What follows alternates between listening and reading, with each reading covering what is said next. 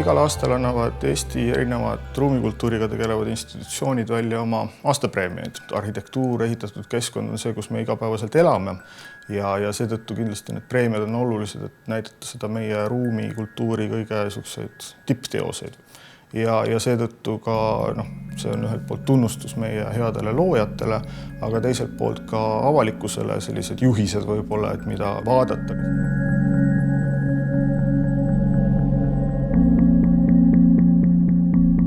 Tore, et Eesti ei koosne mitte ainult Tallinnast ja Tartust, et ikkagi väljaspool suuremaid linnu ka tehakse, aga on ka selliseid väga kohalikke initsiatiive, et tuleb ka eristada seda, et kus ta on ikkagi mingisuguse riikliku või suurema institutsiooni investeeringu nähe ja kus on tegemist väga lokaalse nähtusega.